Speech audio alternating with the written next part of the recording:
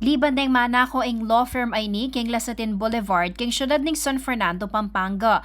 Kwento na ng Mikibandi, Attorney Fred Mangiliman, milyari insidente niyang bengi na ng May 28 at adiskobri ramo ini kinabukasan. Yung buklat na ni sekretary ako yung office, katas na king roll-up door, ikip na talagang makasalbag ng kining kilub. So at the same time, may paintagon, makain na ako ba, palub na ako naman kayong office, niya ngakit ke, tapin, may syakya. So niya lungog ko kayong office, I saw everything in shambles. Makanini mo naman kanoing senaryong ikit da king second floor na ning opisina, pero ing pamangan king karelang pantry ing linimas da kanuring menako. Maragul naman pasalamat ing abogado uling alalang kinwa karing karelang computers nung no ka rin na makasave ding maulagang files da ring karelang kliyente. Ing swerte naman, erorgo king waring computers. Ating computers mo naman babo, ating records. Kasi nung may kwala ring computers mi, maka-input la rin kaya ganang files may gering in computers. In kingwara, later on, natuklasan ko, itang ka na akong hard drive, makabili yan 1 terabyte na hard drive, na pipag-install ko lang naman as backup. Karetang aliwang records are very important. O iting may wala. Bistaman alang valuable sing mewala, peparas na pamurin kanong mangiliman ing milyari karing otoridad. Anti mo ang babalana mo naman karing kaya katamong kabalen. Aliwang mo kano kasi ila ring linubandang manako no nepati ring kasiping damo namang establishmento. Imagine, alano sa santungan, di ba na law office, lubanda. Safety o po rin kayong kaya, din kaya kayong opisina, businesses, bahay ko, mama ko. Bangka nito po, nalagyo. Eko kapalyarian na kapanakawan.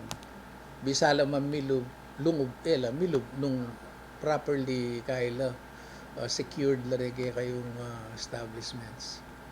Bilbalde kanoing awang at ginaw king doorknob bang makalub laring manako. Base king investigasyon na ning San Fernando Police, anak lamo ring linob kay may sabing law firm. Paglabas nila, naglakad na sila. Naglalakad lang itong mga bata na ito. Dumiretso sila, tumawid sila ng Bacolor hanggang sa nawala na ang tracing natin sa kanila ng mga CCTV footages. Ang nakikita namin dito, itong mga naghahanap lang ng mga opportunity, itong mga bata na ito, na kung anong mga weak spot na makita nila sa mga establishment ay pinapasok nila. Samantala, medyo makaalarma kanoing makanining insidente na ning pamanako king may sabing area. Inya pa sabi ng mangiliman karing mikiupaya.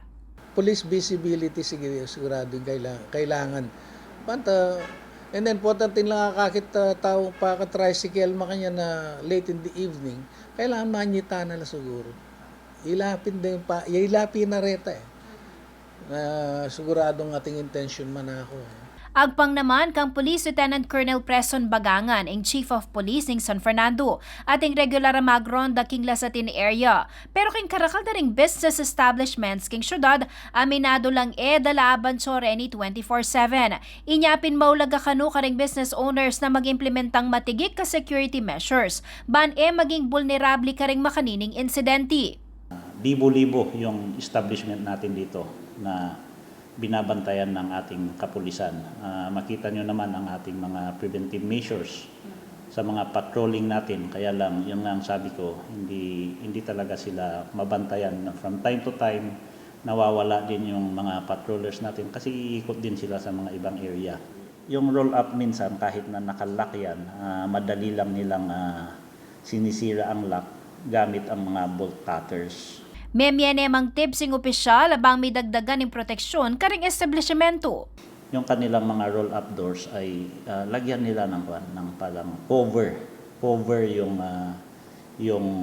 kanilang mga padlock para hindi madali na ipasok yung bolt cutter. So kung sana lahat ang establishment malagyan ng ganon, madidefeat natin yung weaknesses ng mga padlock na pwedeng gamitan ng mga bolt cutter. Pagka nakanapan ng PNP maging vigilant at iyaw sagad king karelang opisina nung atin lang akit a kahinahinalang individual a posibleng gawang krimen kalupanan ning pamanako. Samantala, base king datos sa ning City of San Fernando PNP, miras nung 6 deng kaso na ning robbery manibat Enero hanggang ngening June 6. Atlong insidente kanoing milyari karing residential areas at 3 karing business establishments. Ako yung kayong talasuyo, Jennifer Salenga, ating pusong makabalan.